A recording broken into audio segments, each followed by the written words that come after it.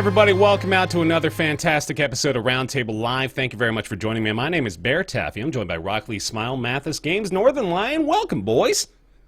Oh, you're muted again. Look at me go. I'm so good at this. 101 episodes in, and the boy can't remember the unmute button. How's it going? Thanks for joining us. Welcome to another episode of Roundtable. We appreciate you being here.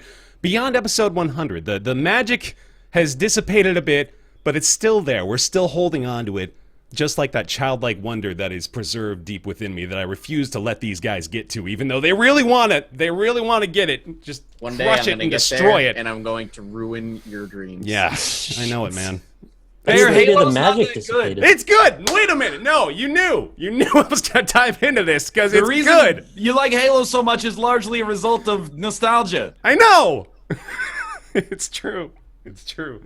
No, they're really good. They're really good, man. They're backwards compatible now on the Xbox One, which gave me an opportunity to take this old boy off the wall here. Played a little bit of Guitar Hero Live, and also dusted off my Xbox One controllers as though they were ancient texts I had unearthed from another civilization. So, that was fun. You pointed behind you. I thought you were pointing at that little stuffed tiger. I was like, you're playing games with that tiger? That's adorable. Yeah, It's not the tiger. You see his stripes. That'd be a great controller. How would you make that work? I mean, Tiger used to make controllers, didn't they? Tiger. Did you guys see they're bringing back? They're making a new version of the XCOM or the Xbox Duke controller. The Duke controller. The fat two boomerangs welded together controller from the year 2003. Like the original Xbox controller? Controller? You're talking about the fat boys. Mm-hmm. Yeah, the boomerangs was PS3, right? That was the silver one that never got released. Mm-hmm. Yeah. You mean the potato? Yeah, the Duke. The Duke, the one that, right. It was always one kid who was like, I only want to use that. His hands look like Shaquille O'Neal's or something like that. Everybody else is like, I cannot use that. Those are good I thought times. the idea of a black and a white button were kind of cool. We never had that again. Mm-hmm. All I remember is the white button was always flashlight in any game. That's all I it was. forgot the controller sense. even had those, actually. Yeah. Well, they phased them out, unfortunately. It was one of the greatest innovations in controller history, and it got replaced with share button, which is, useful, I guess, in the modern world. Actually, one of the dumbest buttons on the controller.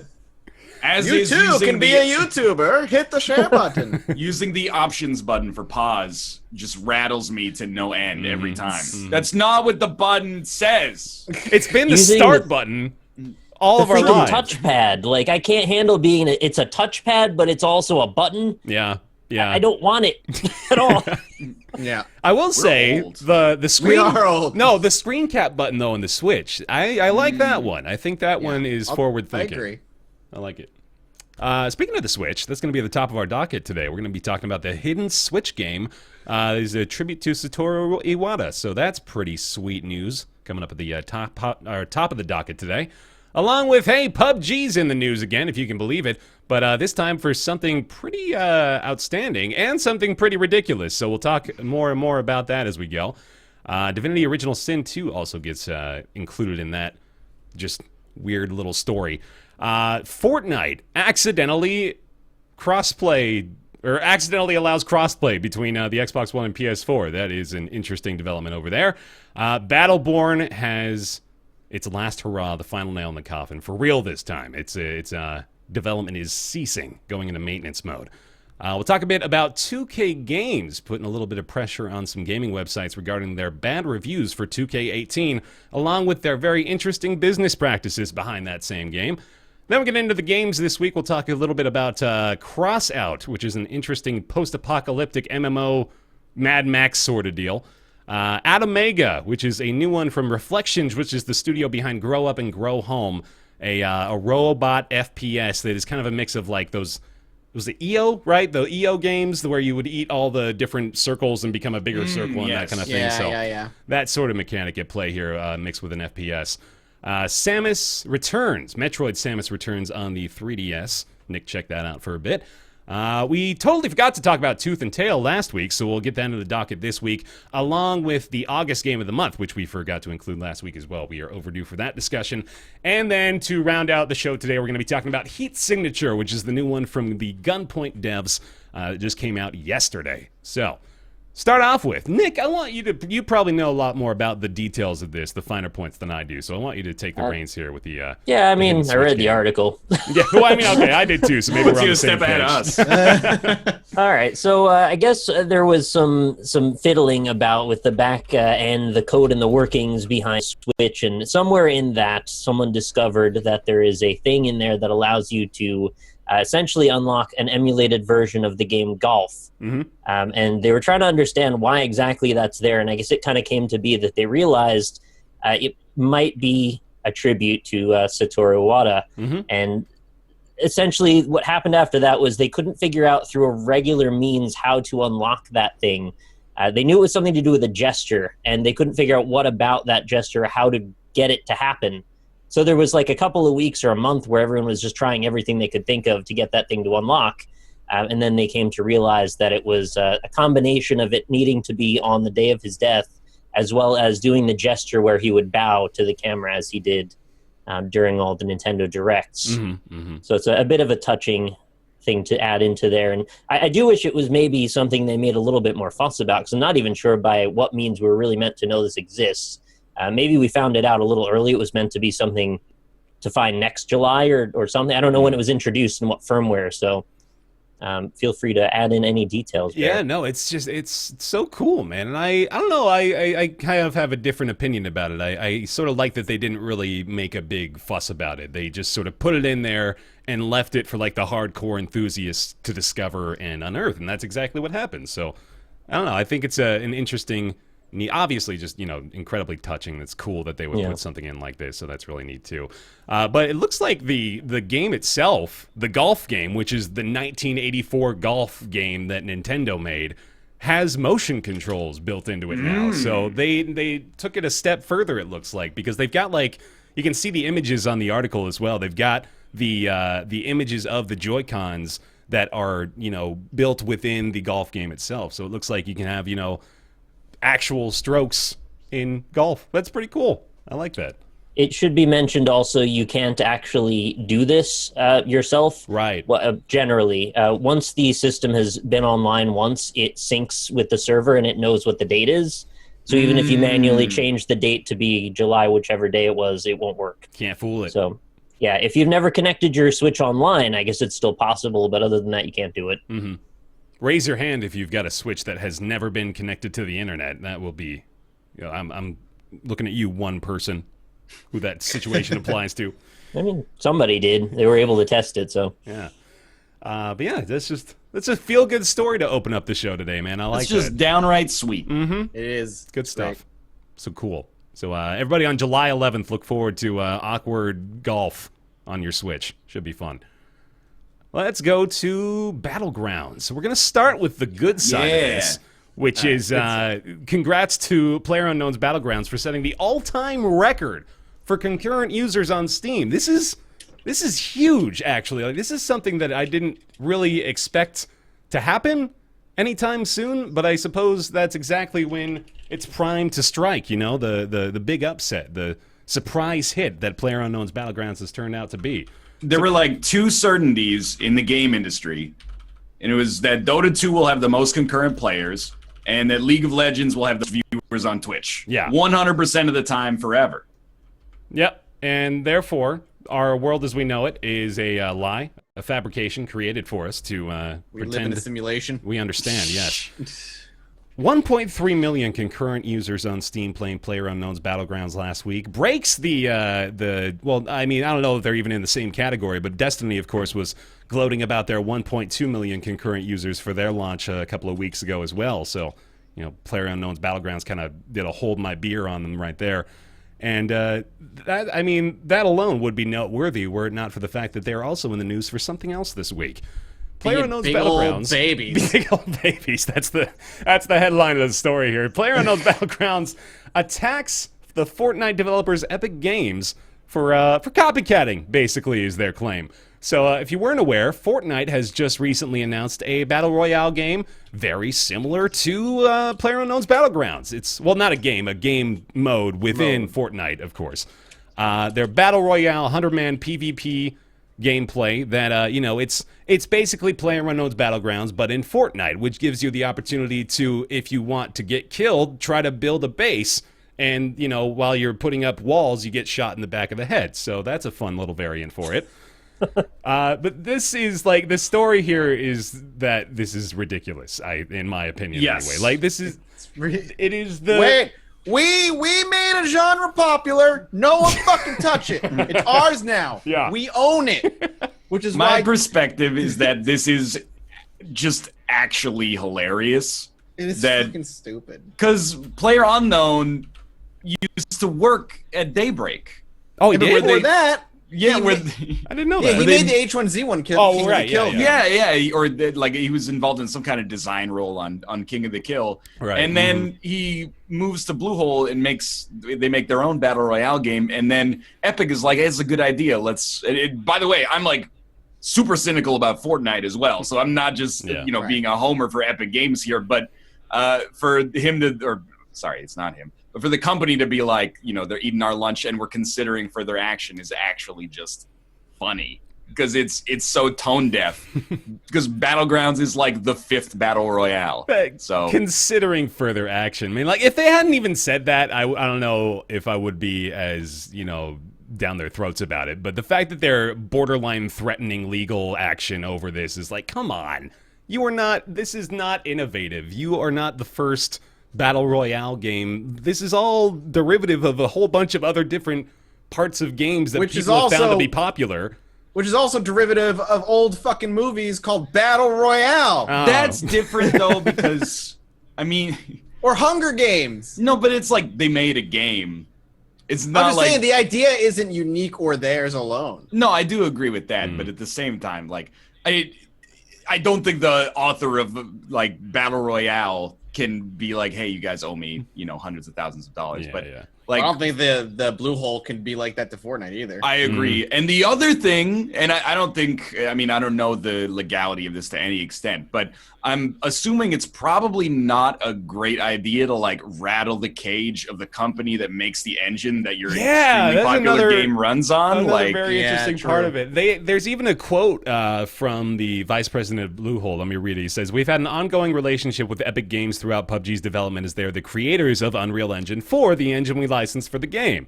And after listening to the growing feedback from our community and reviewing the gameplay for ourselves, we're concerned that Fortnite may be replicating the experience for which PUBG is known." So it's funny because they're both wearing these things on their sleeves, like when Fortnite initially announced that they were doing the Battle Royale mode, they made it very clear that this was inspired by PlayerUnknown's Battlegrounds success. They said it in the press release, for God's sake. And then they're going as far as to be like, yeah, we know this is we've been working with these guys, so obviously they had an inside look into what we were doing and used it for themselves. It's like, yeah, that's kind of what happens, isn't it? They sort of take That is things they learn the from literal working other way- places and apply it to That their is own the- project. That is the literal way League of Legends came into existence. Right, yeah. Was an old Dota, one of the people who was making Dota, Pendragon, left, helped form Riot, created League of Legends, and that's how it came around. Yeah. You I know, don't one of the know. statements in there as well was that they weren't happy that Epic had used their name in their promotional materials Yeah. when all they were doing was saying sort of in reference to your favorite games of this genre. Yeah. It was like PlayerUnknown's Battlegrounds and H1Z1. It's like, And I can't really muster much anger about that they use those as a reference in a general sense. trying to That's- say that they're not allowed to talk about them when referring Yeah. to Battle Royale games? What the hell is that They were precedent they're kind trying of- to set? they were praising them at the time? Yeah. I mean, I will say, if you've ever seen Fortnite Battle Royale, it is PUBG. But if you've ever seen PUBG, it's King of the Kill. They have different shaders and different speeds of gameplay, but the same constricting circle and exactly the same sort of gameplay. Which is loop, all so- based off the mod from Arma 2. exactly. And all that all Yeah. goes back to you find something else. What here's my reading between the lines kind of approach to this is that Bluehole's pissed that someone is making their paladins basically they're Epic Free to play paladin. making Yeah. free to play battle royale could actually be the sort of thing that eats Bluehole's lunch a little bit. So I'm pretty sure that they're just mad that somebody is making a game that's what they do but free. Yeah. Which, and maybe they have a case, but that's also kind of business. So, and just the idea, like, at the end of the day, regardless of all that other stuff, they're discouraging competition, which is really just a bad look, you know? Like, especially when you're the top dog and you're eating everybody else's lunch already. It's like, you don't need to be squashing these people that are trying to build off of what you're doing, you know? It's going to happen no matter what you do, first of all. But for you to come out public-facing with these statements and be like, we don't like that these people are doing what we're doing, it's such a bad look for them, I feel. Especially after you've already made $300 million in 6 months. Like 10 million copies sold in the first 90 days. You don't need to do this. It just looks petty for you to be like, you know, someone's doing our game and we don't like it. Yeah. Someone's doing our game arguably worse than we're doing it. Yes. How dare they?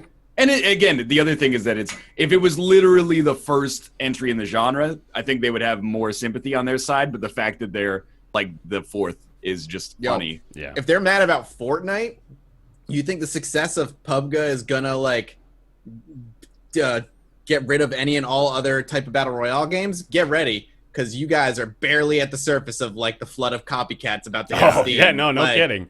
You guys are about to see what competition looks like, and God forbid a AAA company puts their funds into something like it. Have fun. I think this complaining is about every single one of them. They may have even just like hyper accelerated the process. All this signal boosting of like, if people didn't know PUBG was huge before, they do now with the fact that the concurrent players record has been broken. That kind of shit gets on people's radar. So yeah, it's about to go down. Fortnite. I was looking through a lot of comments and stuff through this just to kind of see what the general reaction was, and I was surprised to see it was more split than I expected. Really? That some people were saying, oh, it's good that they're going to get this out of the way if they have some kind of legal action. That way they can thwart all the clones before they get out and just shut them all down. No. It's like, this is not how this works. Nope. It's like They're you a guys are clone. I Yeah, love Battlegrounds. It'll probably be like number 1, number 2, number 3, somewhere on like my end of the year game of the year list. But Yeah. like, it's H1Z1. It's just like a much better H1Z1. Yeah. That's what we were saying. Like, I remember very distinctly, like the first week we were all playing PUBG, that was the like constant criticism, or not the criticism, but like what people were saying about it was, this is H1Z1 but better. Yeah. We all were on the same page there.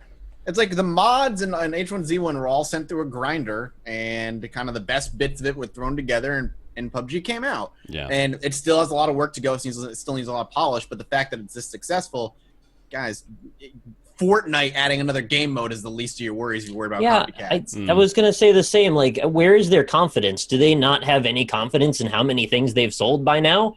Like, Fortnite's not competition. I hate to say it, but that game is not very good. I actually disagree. I agree that I don't think it's very good.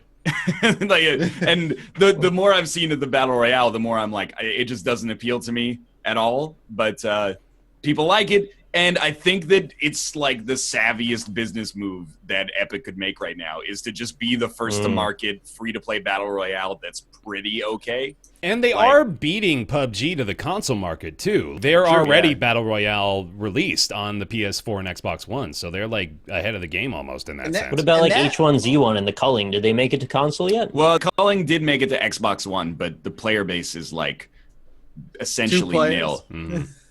The Culling is still kind of, they're like the, over here, you know, we still exist sort of like Battle Royale, unfortunately. Like, they can kind of exist as an aside, too. Like, they're almost different enough to be like, well, I mean, you don't get all the things you get in PUBG that you get in this game.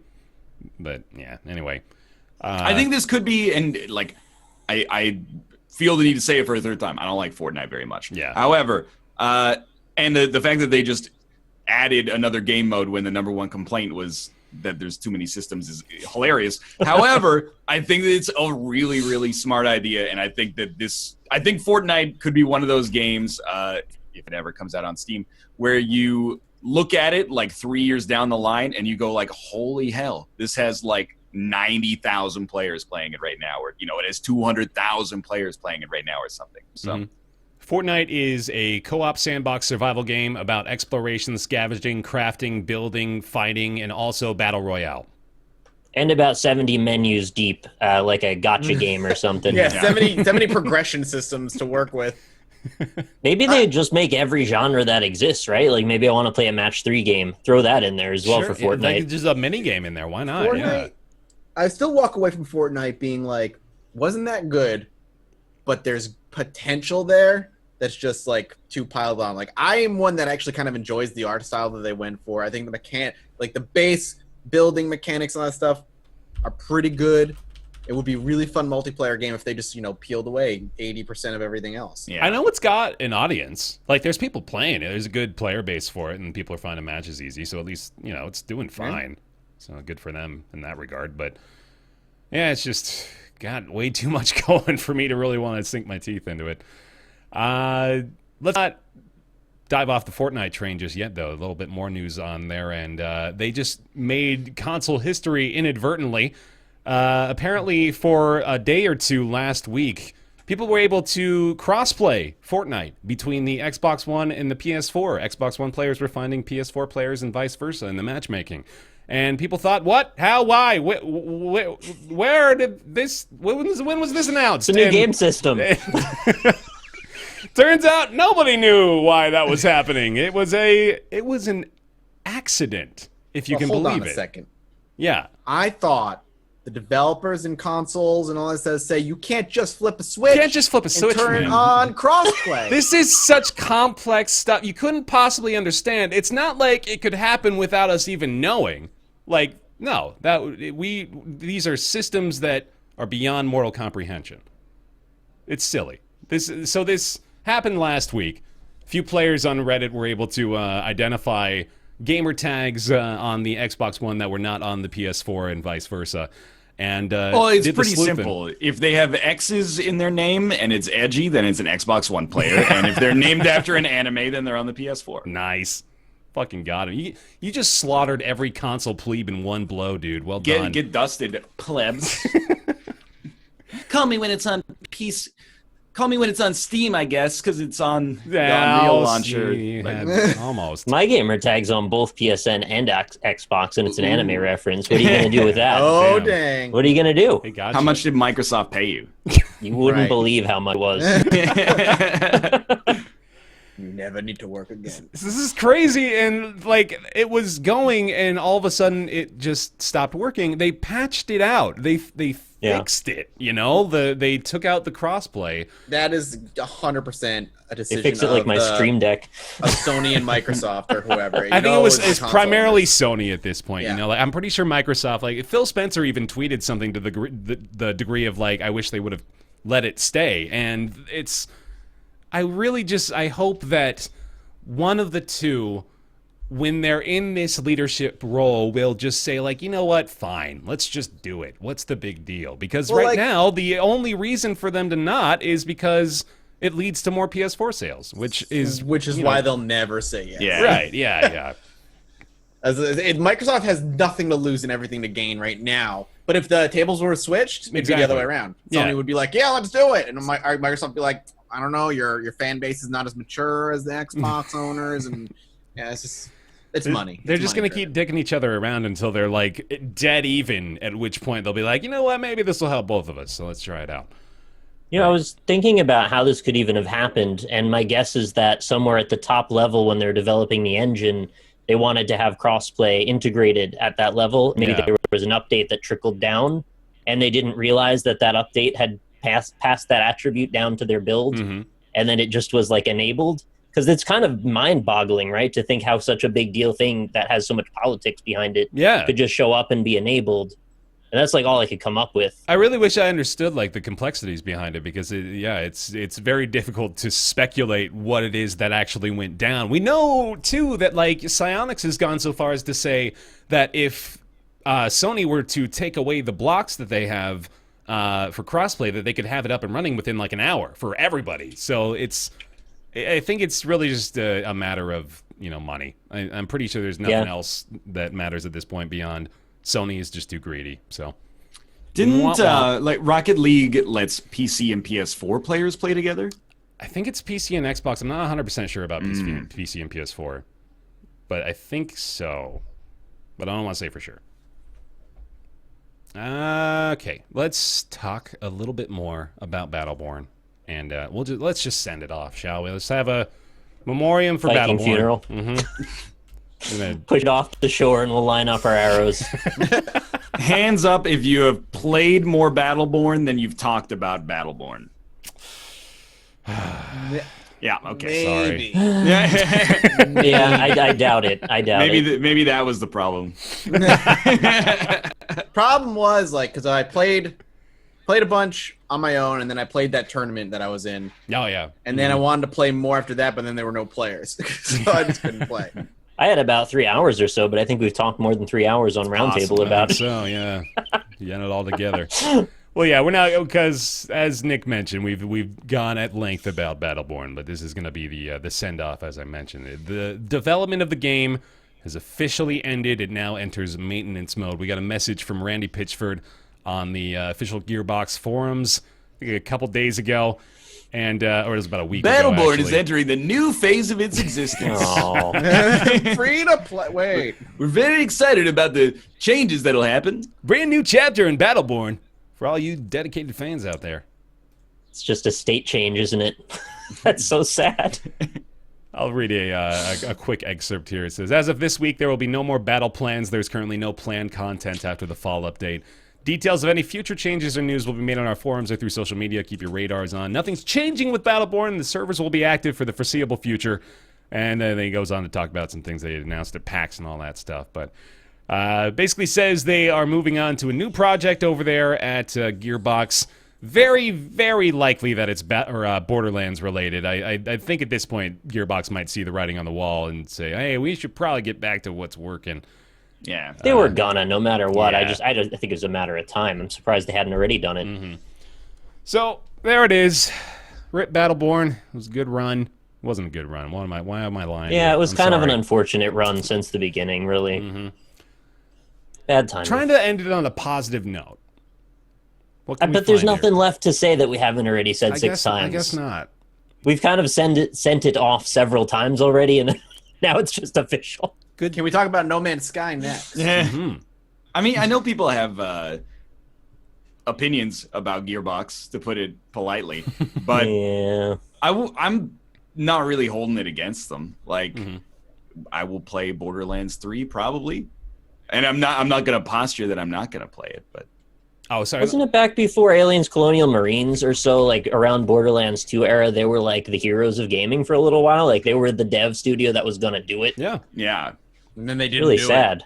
They well, didn't dude, do like it. Borderlands is like a really cool IP. Yeah. Like, I feel like that kind of kicked off a little bit of a like a side genre in first person shooters. The It loot was grind like- FPS. Yeah. Yeah. It's kind of like the primordial version of Destiny or something like that. But yeah, Colonial Marines was like hot ass trash. Which like, was it Colonial Marines or Duke Nukem Forever that came out first? oh man, Duke Nukem It was first. forever. Duke Yeah, that was like Nukem okay. was 2011. beginning of I think. April. Yeah. Yeah. Mhm. I gotta correct myself real quick. By the way, this was posted by Yeah. the creative director Randy Varnell, not Randy Pitchford. So my Mm. apologies. Different Randys. Yeah, two Randys there. Yeah. So there we go. Goodbye, BattleBorn.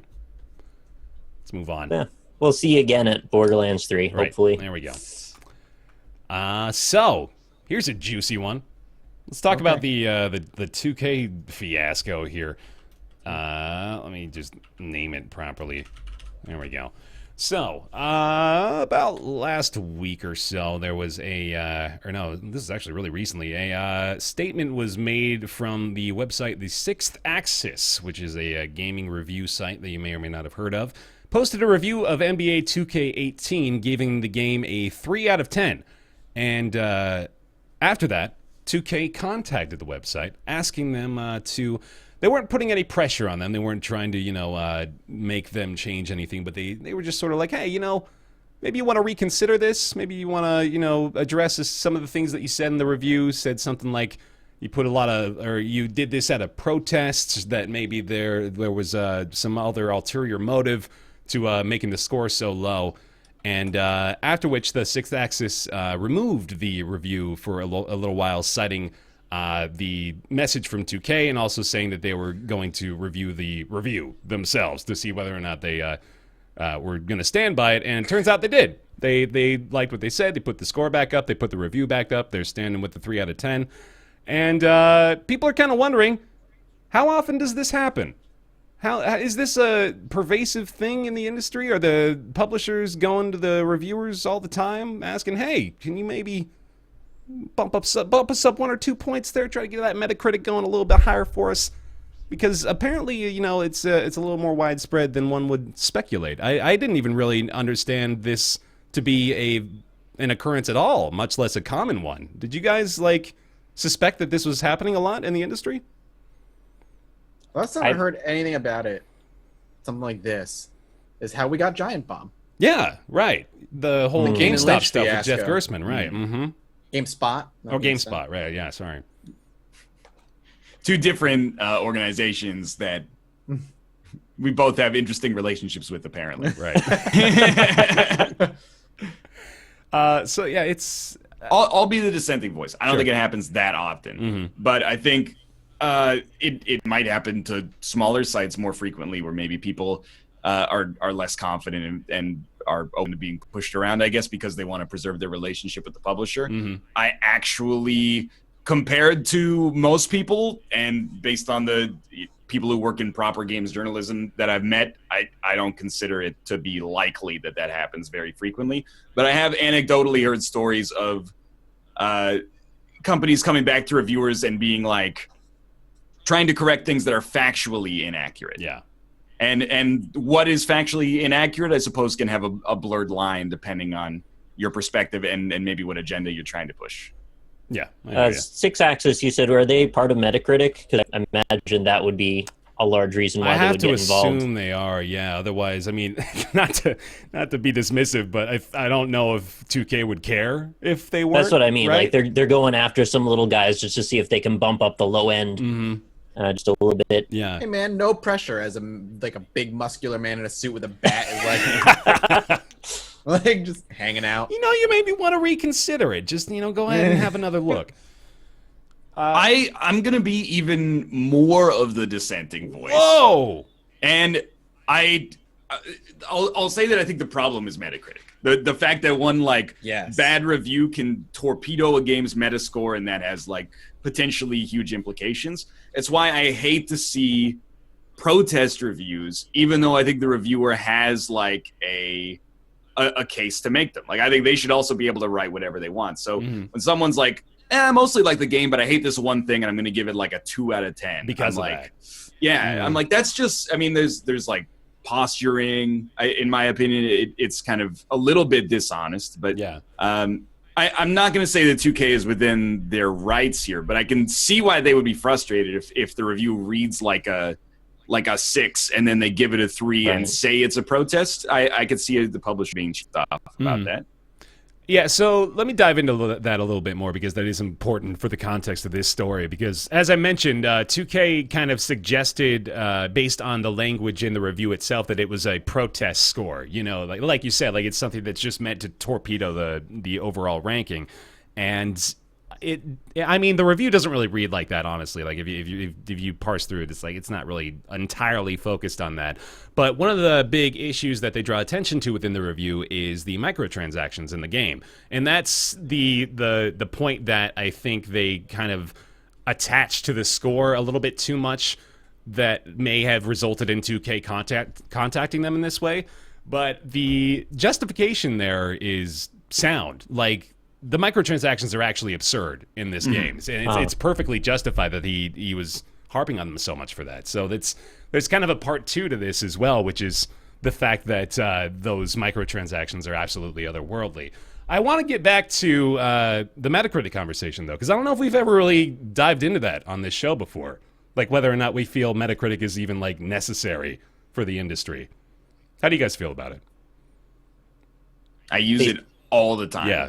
Literally any game that has the potential to have more than 4 reviews, I look at it all the time. Really? Not necessarily to guide purchasing decisions, but just to get a little bit of a temperature check about how other people feel about it, and then I can kind of, especially if there's some reviewers where I'm like, if this guy hates it, I am gonna hate it, basically. I don't ever go on Metacritic. Interesting. I never use it. Never. I go on Metacritic sometimes. And that's the honest answer. Like, I think publishers put way too much weight on it, but I don't think there's any harm in looking at it briefly as long as you're not basing like all of your information on just the number. Yeah. If you want to go in and delve into a bunch of the reviews, I don't think there's any harm in that. I'm of the opinion, and I don't know how popular this is, that it is necessary. That as much as we like to read these think pieces about how we shouldn't, reduce a game to its score or only look at the numbers or stuff like that, it's what people do. It's what I do very often. I'm going to admit that freely. Like, I go based on score quite a bit just because it's been a reliable metric for me in the past. Like, I don't want to pretend that I'm beyond looking at a number and thinking that that is an accurate portrayal of the quality of the game. See, I guess I don't really want to dive into this conversation because it could take like 3 hours. Yeah. But I am all for abolishing numbered reviews and just going complete text-based opinions, because I think numbered reviews are too reductive and cause too many problems. What a 9 for one person what a 9 in Destiny is for IGN or Game Informer or whatever could be like a 3 for me. And the problem is it's one of the reasons I started doing like watching YouTube videos over looking at numbered scores, is because in a big site, the opinion of one person gets lost under the umbrella of the name of the site. Yeah. So while maybe Dave Schlo loves RPGs, but Love that guy. Gary who's what's it hates RPGs. Yeah, and then Gary's the one that reviewed the RPG. Why'd they fucking give it to Gary again? I know, that's a big mistake. He doesn't understand. Again, it's a very long, complicated conversation, but I think Metacritic isn't the problem. Numbered reviews. Metacritic is it's the numbered reviews. Now I'm thinking of Mechacricket, actually, and that's Saturday morning cartoon that is show. My next I need to website. watch. If I had to pick a way to do reviews, I would prefer like take the number away and just do what, like, I think it was GamePro used to do, where it was like, here's 3 bullets that are pluses, here's 3 bullets that are minuses, and maybe like a question mark.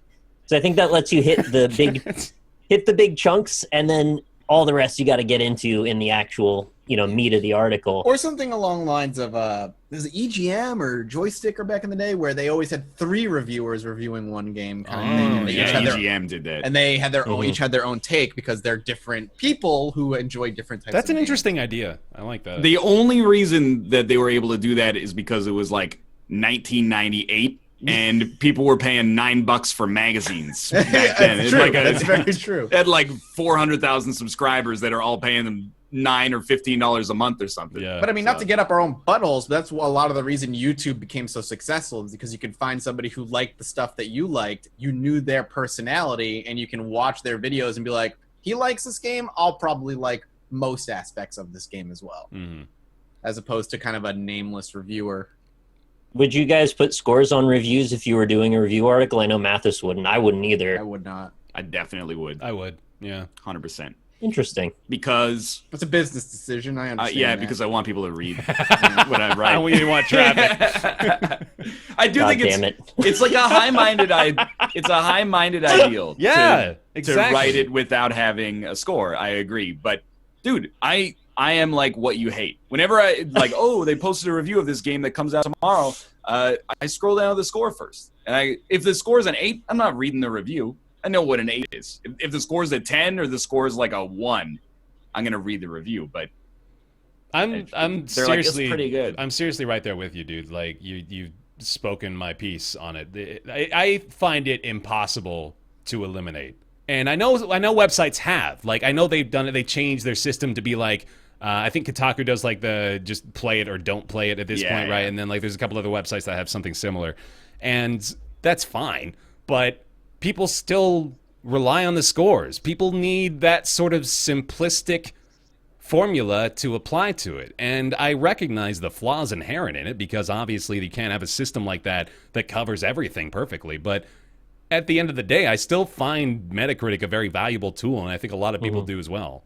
So it's just, I don't know. I can't do away with them entirely. Well, I use numbers as a general reference tool. Like when I'm talking about something off the cuff, it sometimes feels right to describe it as like a 7 out of 10. But the reason I don't like it committed to a review is because if I go back later, I'm going to have a different idea. I like the malleability of being able to kind of reason myself through context. But if I have a number, it feels like I'm kind of locked into that number and having to compare everything to that number forever. Yeah. But if you just have the bullet points, you go, okay, well, I still understand what I meant by that. And that bullet point now has context within other games of that genre I could review. So The I best way to see review some use to games it. is definitely just to split them up into 5 sections: graphics, gameplay, sounds, replay value, and More tilts. excited hair and tongue sticking. Yes, dude, I miss it. Be The honest, sound though, effects are like, I'd say the sound effects are a 6, so now that makes up 20% of the score that you give the game. Absolutely And then true. you give it like a 7.119 out of 10. Yeah. Throw a misc So- category in there too, Yeah. and just kind of fuck with that just for fun. Mathematical. I'll call that the ing form of scoring. ING. ING. ing. Excuse I'm me? not stepping on anyone's toes. I know. You gotta keep it 7.83. safe. Yeah. Be honest. Be 100% honest though. If the game comes out and half of the reviewers give it anywhere between like a 7 and a 9, Yeah. and then the other half give it equally between like a 4 and a 6. Isn't that going to taint your opinion of the game and be like, if you're only looking at the scores, to be like, well, lower scores, I don't know if I'm going to like it. You would Yes. need to actually do your yeah, exactly. But that isn't that problematic? I mean, I don't think so. Not in my 'cause- life. Yeah, exactly. Probably saves me a lot of time, to Yeah. be honest. I'm saying it's an equal 50-50 split of reviewers. Half Yeah. love it, half think it's like mediocre to bad. Mhm. It's going to taint you admit it, it's going to taint to make you think it's going to not be a great game when it could be an amazing game. The people who just review it are not into that genre kind of thing. No, you're totally right. I don't disagree with you at all. I like that's an issue that is prevalent in the system. Is that I've probably missed several games that I may have otherwise played and enjoyed based on review scores. Like that's entirely possible. I don't disagree. Dude, if like more than 5 people who work at a major publication give a game under a 5, it's probably trash. It said 4 to 6. I don't want to. That's a 5. There's another problem in games. Like occasionally there are games, like God Hand, where people just miss the boat. Like they don't understand what it's trying to do, and that's definitely an exception. But I think it's an exception to the rule, which is that for the most part, everything in games that's decent gets over a 7. And whether you agree with that being good or not is a different story. But if I saw a game on Metacritic and like just throwing names out like Eurogamer, IGN, I don't know, Joystick doesn't even exist anymore. There's like it's tougher 5 gaming these days, websites right? that Yeah. still exist, but like Joystick was my favorite back in the day. Polygon, et cetera, if they gave it like 4s across the board, even if there's like, IGN Italy gave it a 7, I'm like, that's probably a garbage game. I think, though, with the context now of having indie games that are extremely experimental, those are very hit or miss with reviewers. And if they're not on board for a certain type of an experience, I'm thinking of like Gone Home. Yeah. I could see there being really unnecessarily low scores that aren't necessarily representative of what the majority might think. I also, that's why I like Metacritic, because Yeah. the way I see it is like Metacritic is like Rotten Tomatoes, and Steam reviews are like IMDb's user ratings. So you get different things from each of them. As long as you know what you're getting into, I think it's okay. Because like there are games like Walking Sims, for example, on Steam, they usually are not necessarily that well liked. But on Metacritic, you kind of get like a different timbre from people that I don't want to say it's because they're professionals, but you get a smaller sample size. And similarly, on Metacritic, usually the reviews are absent whatever drama might be happening in the games industry. So like NBA 2K has like an 80 on Metacritic and like a 32 on Steam or something like that. And I think both of those are useful metrics in their own way. You can say like, hey, the game is probably good. It seems like the game is a lot of fun, but the community hates it and is very upset. And I think both of those can exist simultaneously without being necessarily contradictory. Yeah, I agree. Cool. Let's go ahead and dive into that, actually. That's a convenient segue. So the crux of this whole 3 out of 10 NBA 2K review stuff is those microtransactions that are present in NBA 2K18. It's so prevalent that Kotaku wrote an entire article about it, because holy crap, it's nuts. So I can say this with a bit of a history playing the 2K games. I played 2K14 like obsessively a few years ago. I got like 200 hours into it or something, and it's changed quite a bit progression-wise. So back in the day, you didn't really have to be incentivized to purchase the microtransaction currency at all. It's the virtual currency, which is what you use to unlock and upgrade basically every single feature of the game, whether it be your character's actual attributes from like layups, dunks, three-point shots, rebounding, all that stuff, to cosmetic stuff like hats or shirts or even haircuts now cost virtual currency. The tattoos, which you can't actually get until you hit a certain level for some reason, cost virtual currency as well. It's all tied to this economy that they've got going. Nick, I knew you were going to love this in particular, but it's just... they're locked and paywalled. Yeah, That's too much. Sorry. One or the other. Like, I normally, I don't like to get up in arms too much about the microtransaction stuff because I've just sort of, I see it as a necessary evil to a certain extent in this industry now, but they are pushing the envelope, dude. This is wild, and I don't like it. I'm pretty unhappy with what I see. I don't even have the game, but just based on vicarious experience, I'm like, well, now I definitely don't want to get it. It apparently takes you 200 in-game, or like 200 games to get your character up to an overall rating of 86 on average, which is like an average NBA like a starter or something like that. Exactly, yeah. So Jesus. the investment is just absurd if you're not spending any actual money. And then, of course, if you spend like $20, you can get an insane amount of upgrades. Like, you can just blow your character out of proportion. You just spend a little bit of cash, making the offer all that much more tantalizing. Yeah, but this game is totally free on Steam, right? Oh, wait a minute, buddy. You'd be mistaken in that assumption, because it's a full $60. Wait a minute. It's a $60 title. It could be $100, or it could be $150, depending on which version of the Legend Edition you might consider. Yeah. Of course. No less than 60, though. Not only do you have to buy it, you can't, like, you have to unlock the thing first and then buy it with the virtual currency. It's like a double entendre, or no, that's not what that is, but it sucks. Double whammy is what it is. Yeah. So you're done with NBA now? I mean, yeah, I got NBA 2K17. It was actually gifted to me, and yeah, but now I just, bad taste in my mouth. These are, like, I am mostly doing this to signal boost as best I can this nonsense, because it's been getting worse. It's just been like a slow, it's been the frog in the pot for 2K for the last few years, and now they're really kind of taking a big leap with how much they're restricting you. I mean, want people to know.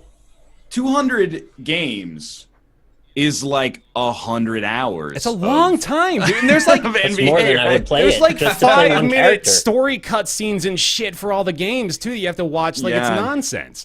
That's a lot. I mean, I think this is almost inexcusable in a full price game to limit progress like that behind microtransactions, for sure. Mm-hmm. I don't want to be too self-inflating here, but I did predict that this was going to go this way years ago, and it is. You've been tooting this horn for a while, and this is the one thing that I was sure being cynical about would ultimately be correct, and it is. Yeah. So yeah, stop that. Stop times that. a million. Let's go ahead and bring back our regularly occurring non-regular segment wherein we address issues in the game industry that we would like to stop. And you know what? I might even be able to find the file here. Stall for a moment's time. Somebody rant about this how might be my ridiculous this is. highest tier. Stop that. Yeah, absolutely. Okay, I don't know where it is. I'll find it next time. I'll have that ready The to stop go. that's file is missing. Stop God damn it. that! Now I gotta give myself the Rosemary's Choice here. Or, that's Sophie's Choice. Rosemary's Baby. Two very different stories. I'm like, man, would I rather NHL be on PC but be treated the way that 2K is treating the basketball series? Or would I rather it stayed console only but remained relatively not pay to win, at least in the franchise modes? Do you play those regularly still? Nah, No. if they were out on PC, I would buy it during the show if it came out right now. You There's pull no a Mathis question. on us. Yeah. Hell yeah, do it. I don't even like sports games. I would play it as well. It was fun that one time I played it at your house. Dude, yeah, the NHL games are fun. Also fun, and at least as of like 2014, respected their consumers. MLB The Show. Actually, Right. a really, really good RPG that is based on sports. But That is correct. Yeah. Well, anyway, yeah, this is just nonsense that I want people to be aware of. Like, 2K, knock it the fuck off. Like, not even to stop that. Like, come on. Be Like, be you're reasonable. actually ruining the whole industry. You are. Like, This because is of this. terrible. Please Stop. stop it. I will say it just looks like it doesn't. I mean, I'm sure it's doing fine on every other system. Yeah. But it doesn't have that many reviews on Steam for a game that's this huge, which Yeah. makes me think maybe they are getting some like fiduciary blowback as a result of being a little bit ridiculous. Are they, well, I guess I could look myself. Are they mostly negative at the moment? Extremely negative. Mm-hmm. Okay. They're at 31%. Wow. Yikes. Oh, yeah. There's that I'll weird admit- cycle. Sorry, go Go ahead. ahead. Okay. Oh. After you. There's that self-enforcing cycle of like, we want these games on PC, and then they do this shit and it doesn't sell well, and then they don't want to release them on PC anymore, and they blame it because nobody bought it. Yeah. It's like, where does this go? Oh, That's all my I want God. to say. Now, this is a bit speculative, but the top review on Steam says, I found out that the MC has about 2 hours for the unskippable scenario. So after about 2 hours playing, you'll find that the game is non-refundable, of course, because that's the Steam policy. That's got to be a coincidence, Right, though, right? no, yeah, like I That's I can't possibly imagine they would have gone to those lengths, but that's just so I can't silly even that muster the cynicism to believe they did that on purpose. If Nick can't believe it, then no, there's no way. I'll admit, like, I'm kind of a sucker for sports games, and I was like, oh, NBA 2K18's coming out. Maybe I'll play that. And then when I saw the reviews, I was like, nah. Mm-hmm. Like, it's just a really convenient excuse for someone on the fence to not buy it, is that 31% of people think it was a worthwhile purchase. And the other 69% are not like 50-50. They're like, Go fuck yourself. Yeah. it sucks. Mhm. And more than sucking, it's like offensive. So, yeah. Yeah, It's unfortunate. it is. Get that out there. Tell your friends. Please. Keep this information going. Like, this is, like, I'm going to straight up lift this from a conversation I saw on Reddit, but there were people saying, like, this would not be news if it weren't so egregious. Like, they've been doing this slow burn, like I said, and because this is a sports game, nobody really cares. If this was in a major release that was like, you know, like, I don't want to try to pick an example, but like the sports genre is such a niche that like they maybe feel they can get away with it because it's not blowing up across the news sites. So again, and sports game players tend to be very dedicated, right? Like, Yeah. they're really committed. They just will buy that game every year because that's just the pattern. like, Yeah. what? You've got a player base buying basically the same fucking game every year. How greedy do you get? Yeah, we're not even talking about that part of it. Yeah. It's largely the same game on the same engine. Mm-hmm. You want to look at a good example for PUBG to be like, why is competition a good thing? Madden, NBA 2K. Yeah. Mm-hmm. Same game every year, no competition or need to improve. And they Which is realize, like, funny because like EA released NBA Live 18 after they scuttled the series for like 5 years. Oh man, that's And- right. And then it still is like supposedly at good. least not that good. So no competition whatsoever. Yeah. they're still in pursuit of bigger profits, right? And their niche of players isn't really growing because everyone that likes sports games likes them and not too many new people enter. So they're just trying to make more money off the same crowd of people, I suppose. Yeah. Bad. Yeah, Bad. that's right. Bad. Okay. Let's go to good. Yeah. Good. Well, first, But first, Hang on to that. Ryan, will you tell me about Crossout? Sorry for prefacing it this way, Crossout devs, but let's hear it. So I won't bury the lead. Yeah. Crossout, as I said yesterday, is one of the best worst games I think I've ever played. Nice. It's extremely NBA 2K18-ish, apparently. Because what it is Kerbal Space Program meets Twisted Metal. So you play as someone driving a car in like a Mad Max wasteland, and the car has weapons mounted to it. You have objectives that are extremely strange sometimes, like Get the machine gun. get the machine gun. assault the enemy base, or alternatively, just don't. Sometimes kill the enemies or just drive to this waypoint, and when the waypoint fills up, you win. But the cool part of it is that you earn modular crafting elements that you can then apply to your car as if it was Kerbal Space Program or, like Lego. So you can get 2x4s, and then you can make the front part of like your front axle super wide or something like that, and then mount machine guns sideways or upside down. You can build your car like 40 feet tall, and it'll have like real world implications in terms of the physics and stuff like that. It'll tip over. But it is unbelievably, it's free, so it's got that going for it, but it's unbelievably pay to winny. In that, like, within the first 10 minutes of us playing it, it was asking me to put in money, essentially, so I could respawn. And what? So, like, when you die on a mission, you can come back to life once, but if you die again, you have to pay real money or, like, in-game currency that you've earned, I guess, over the course of the... And it was, like, I was a little offended, because usually with the way that these free-to-play games go is that they sucker you in for like an hour or two. Yeah. They give you like a really fun mission, and then they go, oh, by the way, you use like your only energy crystal today to do that mission. So if you want to do more like that, you got to, give us $1. Right. Here, they were like, hey, here's the tutorial, and then you're dead, pay me. And I was very displeased with it. And it also seems extremely grindy. And the other thing is that the missions kind of suck. Like at least in my interpretation, the missions that we were doing were kind of garbage.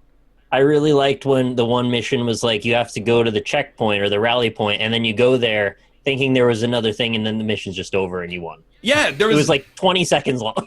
There's ones that are like, assault the enemy base. So the way that those usually work is that it's like you kill the enemies, because assaulting the base is you just stand on a waypoint and it ticks up. But one time we missed all the enemies somehow, and their base was just undefended, and then we just sat there. So the whole mission was like 30 seconds long. We were just like, we win.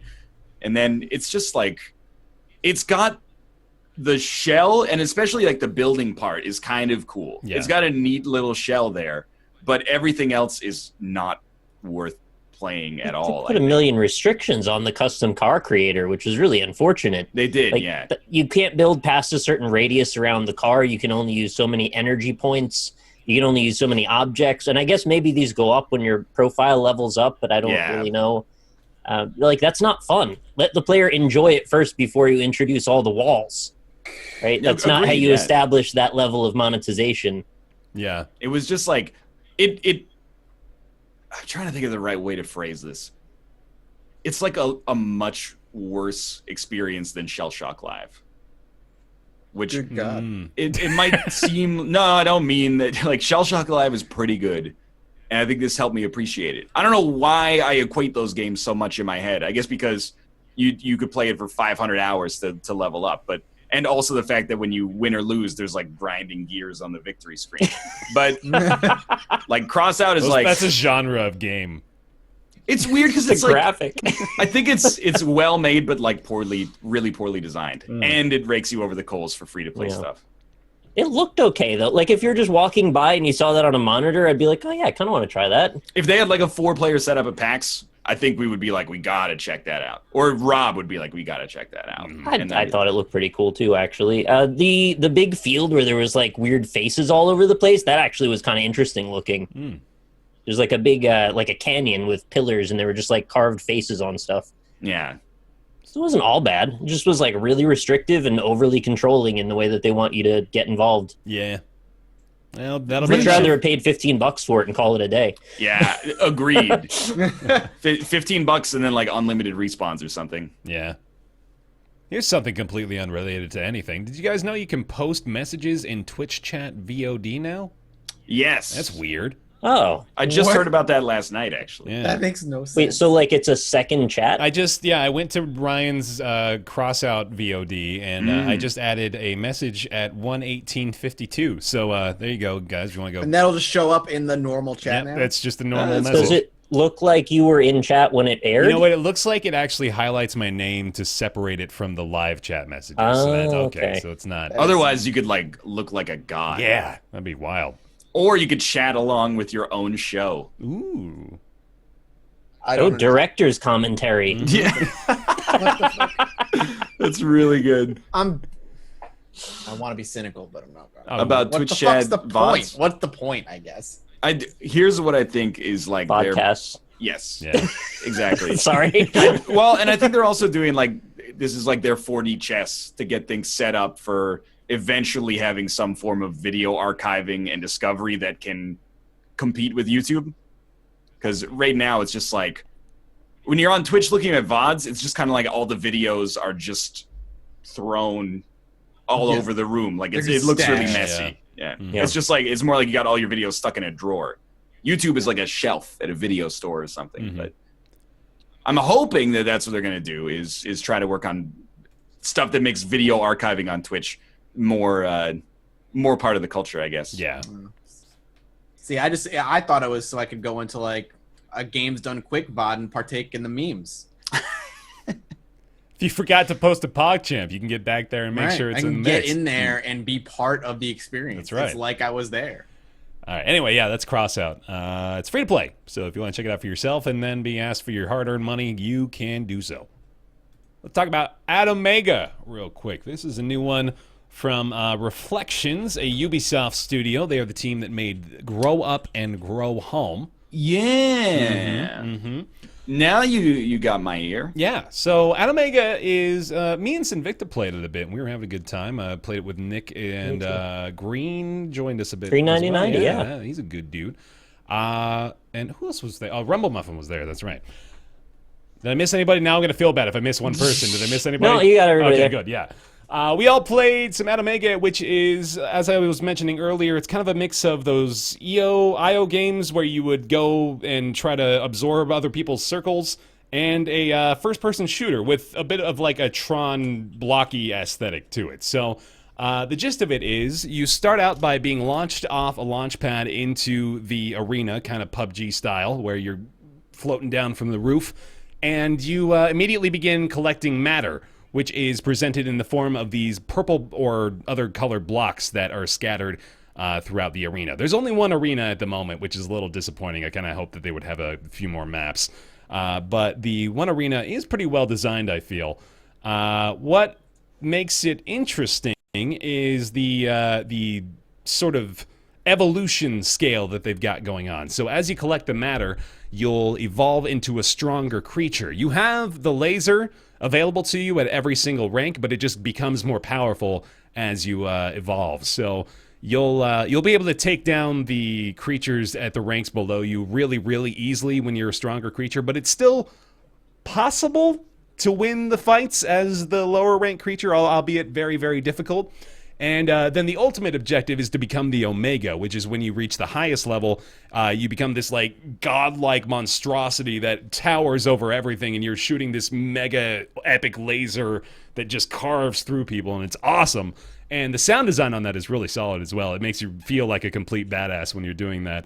And then other players try to peck at you as you're the Omega, and eventually you return to your cell form, having completed the Omega cycle and gaining yourself a huge score bonus. So it's all a score rush. The objective is to have the most points at the end of every round, and that marks the winner.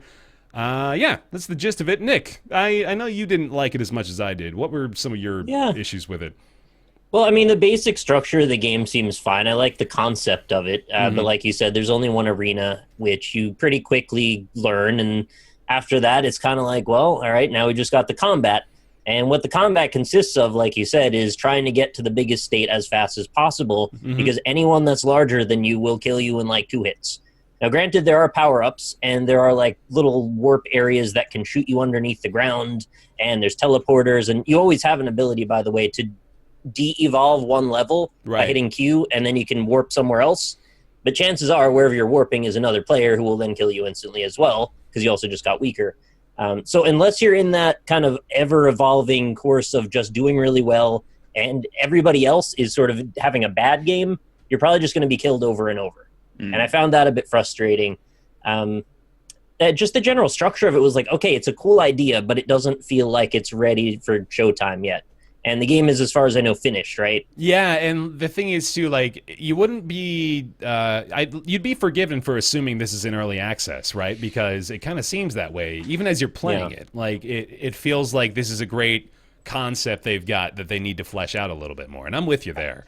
The production value seemed mostly all right. I mean, it looked fine. The level design for the one level was fine. We had a lot of trouble getting Green 9090 into the game. We don't know if it was NAT settings or like a vestige of being an Ubisoft game. Yeah, that's exactly what just dawned on me. Really, really annoying. We spent a very long time with that. And then we were having various problems. Well, Green specifically was having problems with his mouse not getting captured. There's no party system built into it, so that's something they really need to add in. But does it boot via Uplay? Or does it just boot? No, it's Steam. Yeah, so just via Steam, which is kind of odd.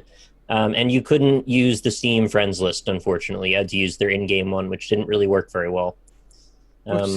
So we're not going to make you use Uplay, but you can't use Steam either. Still got that Ubisoft charm, baby. Well, that's what I feel like behind the scenes. It's like there's Uplay baked into the system. Right, right, yeah. I think that was the case. And I like the concept, but it just needs more content. And what I was suggesting when we were playing it, I thought would be a really fun way to do it is, in the game there's about, 6 different evolution forms that you go through, and they're always the same. Let me see if I can remember. You go Cell, Zoa, Dinosaur. Well, but it's like a snake, and then a dinosaur, and then a gorilla, and then like a big titan, and then the giant skeleton with the laser beam from Enter the Gungeon. That's kind of what it looked like to me anyway. So I thought, wouldn't it be fun if instead of it being that same set, maybe you get a sort of a smattering of 20 different choices and you pick the loadout you want, sort of like Evolve-ish, or no, not really. Yeah, well, I wasn't going to say that specifically. I was thinking more Rock of Ages or something, where you get to pick like a bunch of towers, only this time you turn into them. And maybe they could mix up the laser, because it's always just a laser. That's not all that interesting. Yeah. Anyway, I think it needs more stuff, but conceptually it's okay. Also could use music, because I didn't have any music. Yeah. It was like during the last 30 seconds, it is awesome, because they play music and it makes it so much better. It makes it epic, and like the fights become so much more intense because that soundtrack is playing in the background. It definitely needs some music.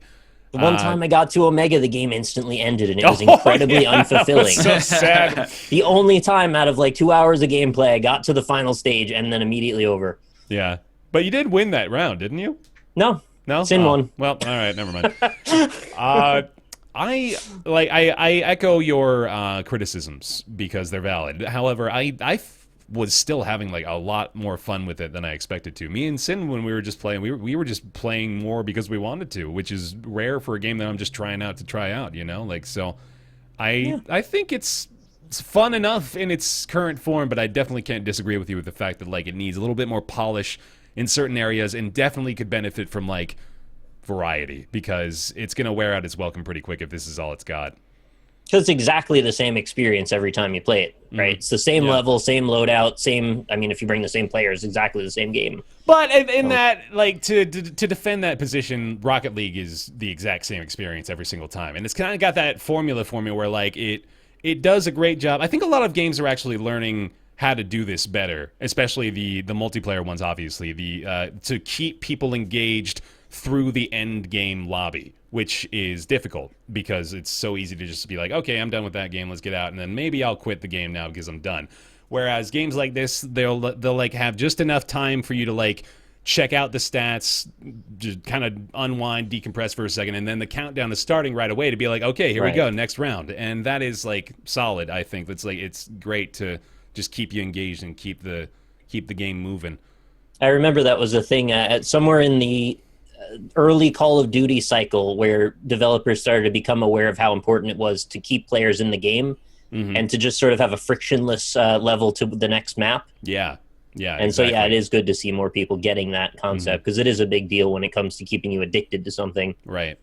Do you think this would be a suitable one-segment game on the NLSS. That is exactly what I thought it would be, but Nick thought otherwise. And I said absolutely not because we won't be able to connect to the game properly, unfortunately.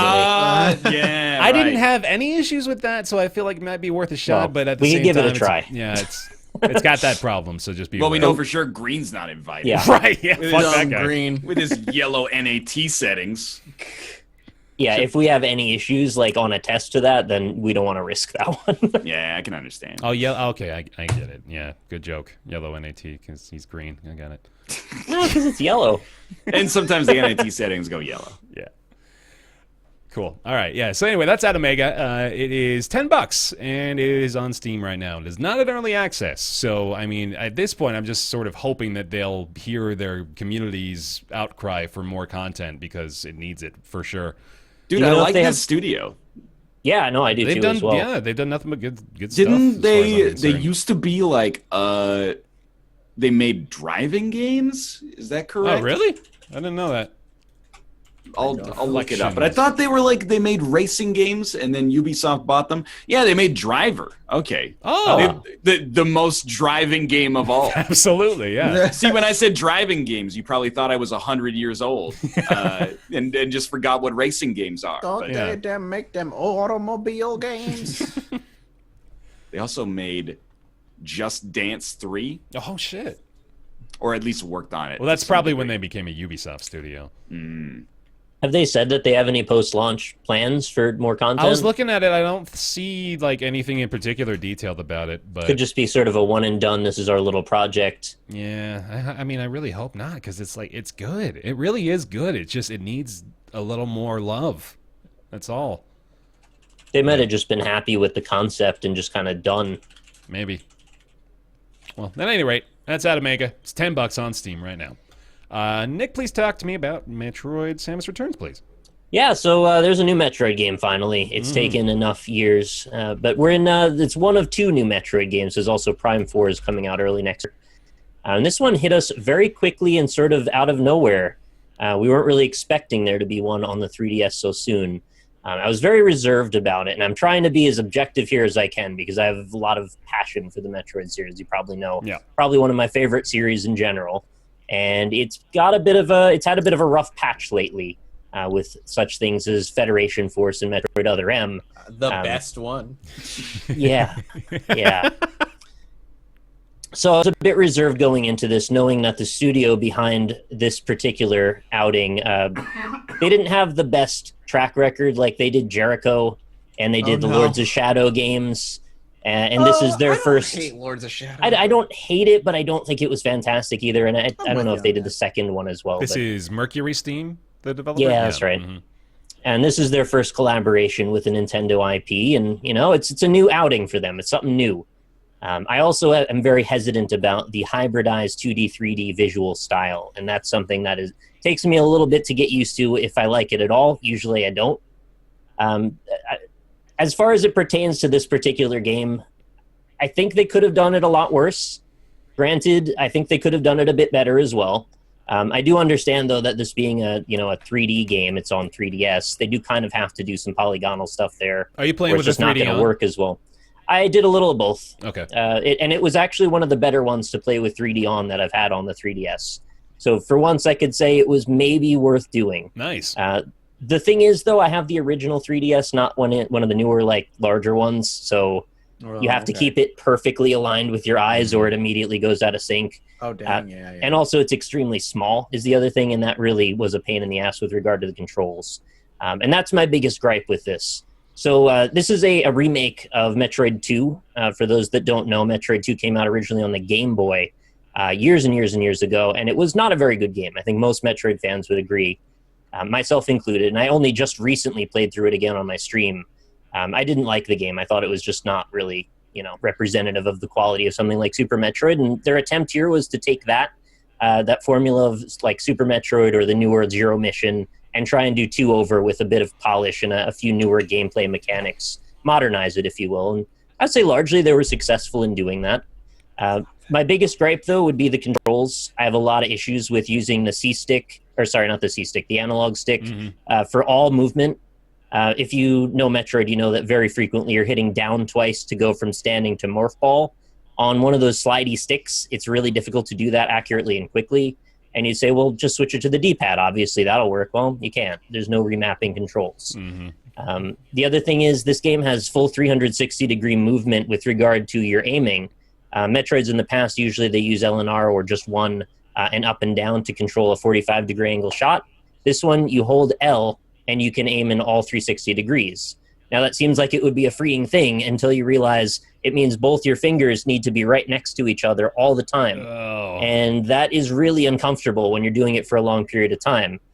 Add into that Spider Ball, which is a move that lets you basically crawl up walls when you're in Morphing Ball mode, and you're always holding the right shoulder button.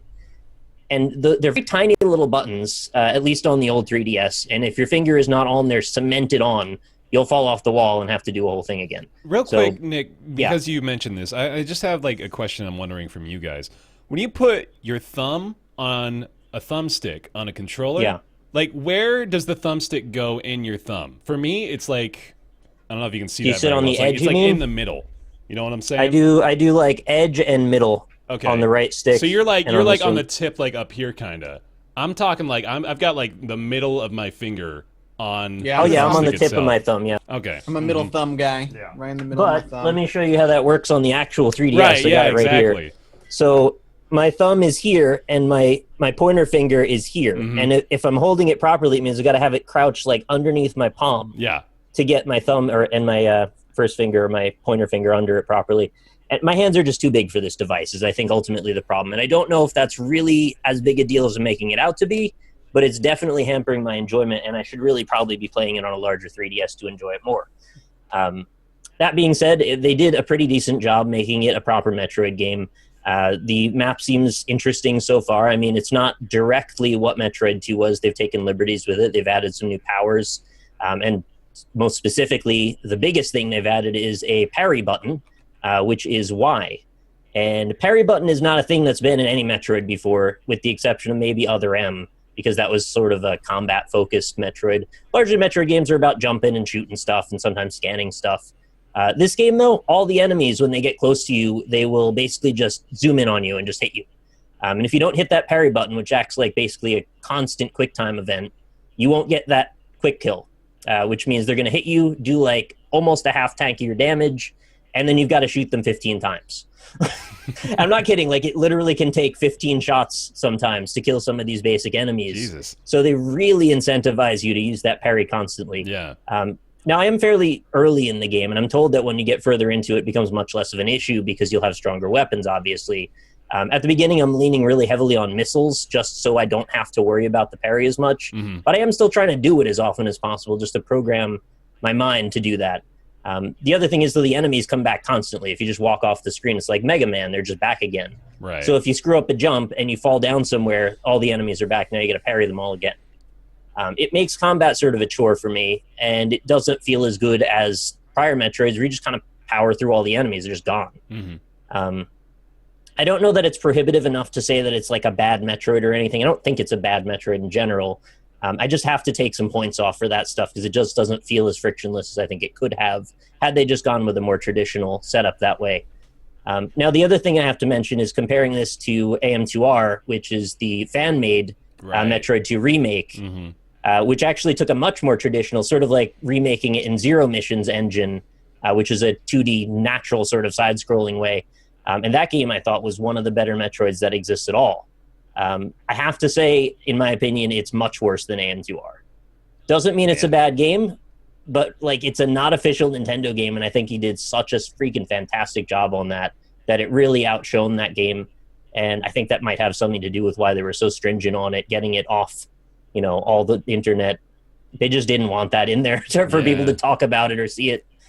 You got like an anti-birth, after-birth plus situation going on with that. A little bit. Yeah. I'm not saying don't get Samus Returns. It's decent. But just like if you haven't played AM2R, it's not bad. Yeah. Cool. Well, there you go. Metroid Samus Returns, $40 on the 3DS right now. Cool. Hey, we forgot to talk about this on the docket last week. So, Ryan, could you please tell me a little bit about Tooth and Tail? Tooth and Tail is a real-time strategy game reimagined to be a little bit more accessible and a little bit more approachable via a controller-based input as opposed to keyboard and mouse. It is developed by Pocket Watch Games, who also made Monaco, the co-op class-based bank robbing simulator that won the IGF Grand Prize like 5 years ago.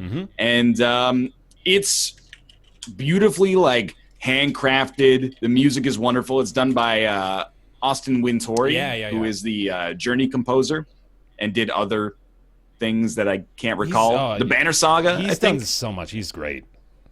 He's great. It's basically an RTS. And it's not basically an RTS. It's literally an RTS. The only thing that is a little bit gimmicky or different about it is that you don't actually micromanage individual units. Instead, you play as a commander, and you almost rally units to you Pikmin style, and you tell them what to do and what to focus on by doing that, as opposed to, like, you know, utilizing camera control and clicking and dragging boxes around units, assigning squads, and then, like, bringing them to the enemy base. So in that way, it's a little bit easier, I think, to a little bit more accessible to learn how to play it. But I played online, and I got my ass beat by, in my head, they're an 8-year-old, and they smoked me. I have no reason to believe that they're actually 8, but they're playing Tooth and Tail, and it's a cute game, man. True, exactly. And I was just dominated thoroughly. I quite like it. I will never play it without friends because I will just be mad all the time. It's like playing a fighting game online for me. I can't do it. Yeah. I will lose 98% of my games. But in the 1v1, 2v2. Oh, exactly. Yeah. In the like 1v1 or 2v2 with friends, I think it's a lot of fun. Yeah. I want to put the meme to rest, by the way. I was playing up the where's the cursor thing. I got it in like a minute. I just was having fun with it. I thought it was actually a pretty good game, and I maybe went too far with the meme. That's all. All right. You want to say any more about it, Nick? Yeah, it's got a really nice art style. I really like the art style. It's beautiful. I don't remember the music, but I think I liked it at the time as well. The art is like high-res SNES or something like that. It's like pixelized and grainy, but it still looks really, really nice. I'm trying to think of what it's kind of like a non-vectorized Gods Will Be Watching or something. Like it's chunky, big pixels, but it looks really cool. Yeah, I don't love that it's like all animal stuff, but then again, that's just a personal preference of mine. That doesn't really matter. They stayed really true to that theme, though. They had some clever plays on the various animals attacking. Game seems accessible enough as well, so if you're not really into like hardcore RTS games, seems like it would be a good start for somebody to get into some of the deeper stuff later. Yeah, no, I'm with you there. I feel like as someone who is definitely not super into RTSs myself, this was a great, as they advertised it, this is a great distilled version of an RTS that kind of just puts the most important aspects in your control and leaves the micromanagement and the individual resource maintenance kind of to the wayside, you know, like, which is nice. It's cool to have a game that offers that sort of experience, and it does it well too. The maps were like really small, though. I kind of wish we played on some bigger maps. Were there better maps than we did, or the maps are procedurally generated, which I actually think sort of works against the game, because I don't really like the way that they do like terrain generation. Yeah. And I think it leads to a lot of weird areas where like it looks like something is passable, but it's not actually passable. But this is, I guess, tangential to your question. So I believe maps are all the same size, but I'm not 100% sure. But the game is definitely designed in such a way that they want you to like find your opponent within a minute, basically. And then the whole game takes less than like 10 or 15 minutes most of the time. I guess it was a bit frustrating that you can end up in a position where your enemy is completely in a defensive position around with rocks all around them, and you just are out. Like, you can't attack them from 3 directions, but you might be open on all sides. Yeah. I wish there was more of a symmetrical setup there. Yeah, and I know Rob said that as well. Yeah. Cool. Yeah. Mathis, you didn't play this, right? I played it at PAX. That's it. That was like 15 minutes. All right, cool. Tooth and Tail. It's out now. $20. I want to point out and it kind of surprised me. Yeah. Kind of a bustling online community. Yeah. Which is really rare for indie games. And I would also consider that this is maybe a little bit more niche. But I checked Steam charts when I did my Let's Look at like a week ago, and there were like 800 players or something. And then, I mean, it's not 1.3 million, but yeah. That's great for an indie, yeah. Especially one like this. The queue only took like maybe a minute to pop, which is pretty good. Yeah, cool. Well, there you go. You know what I have played for like 17 hours is like Divinity. Dude. Oh, yeah. Oh, dude, I completely glossed over that on the during the PUBG segment. We can talk about that for a minute here. I forgot that was supposed to be on the PUBG segment. Yeah. The PUBG segment lasted about 45 minutes today, but Divinity Original Sin 2 has also broken records this past week. They sold nearly 500,000 copies and broke the record for most concurrent players in a CRPG with 85,000 concurrents last week, which is pretty outstanding. So kudos to them, too. That's awesome to hear. That game deserves it a lot. Yeah, you guys have been deep into it, right? CRPG I've played since Baldur's Gate, maybe? Like, genuinely, I think it might be my favorite game of the year. Oof. Yeah, it's up there. Going up against Maybe. PUBG? Because, like, You're gonna need to recap though. There's a lot of good games this year. It's like I last know, week. but like it's really, Yeah. really, really good. Like last week, you and I had like an hour or so in the game, maybe 2 hours. We had like the first 3 episodes done. This week we have like 17 hours in the game. Yeah. We've gotten together a lot just to keep playing, and I want to keep playing. It's just incredible. I talked about it last time, so if you want to talk about it, Ryan. I asked you, Ryan, specifically in the Skype group what you thought made it so good for you. So I just kind of want you to repeat that. Yeah, so there's like there's a couple of things I really, really like about it. One of them is the combat. The combat is essentially just fantasy XCOM, is the best way to describe it. But what's neat about it versus XCOM is that the terrain changes depending on the way that you approach the fight. And I think that's one of the major strengths of the game, is that there's almost like a preparation aspect to it. Like Mathis and I did an encounter where you're just walking around and then you don't even know that there's enemies around the corner and they just aggro you basically. So They ambush you, yeah. yeah, we're just walking around and we go into like this gulch and we get jumped by like 8 enemies, and one of them is a big old demon lizard, for lack of a better word, and we get smoked. So we're like, okay, we can't fight these guys. We were walking around like a different place on this bridge that overlooked it, and we aggroed them. But in this case, they couldn't even hit us except for the ranged units that they have. So depending on the way that you actually approach it, you can give yourself a huge advantage. So we set up like our ranged units up on top of this bridge so they could look down on the enemies, even though most of the time they couldn't shoot them anyway. But when it worked, it was excellent. And you can really you can think your way through the fight most of the time, which is good because the combat tends to be pretty difficult, to be honest. And the second thing that I think is kind of a good representation of what makes the game so strong is that when you start the game, you're in this prison called Fort Joy. And there's essentially, you find the more you play, there's like 8 ways to escape from the prison, from what I've been reading of other people playing the game. Yeah. So you can kill the security guards and walk out the back door. You can do a quest from this one guy who he will give you an item that allows you to magically circumvent the fences. You can meet like, I can't remember if there's like an animal quest line where they have like a separate path that teaches you what to do. The pet pal perk. There's people that, they're like, oh, there's an underground hatch over there that you can use to get out. So, like, there's really, like, I don't know if it goes forever in like, branching out in those paths, but essentially there's, like, myriad different ways that you can solve pretty much every quest, or at least every what happened to major quest. Escapists, isn't it? You just got into this. Yeah, I mean, and this is about a million times better. And also, the co-op works, which, I mean, I feel like so there's...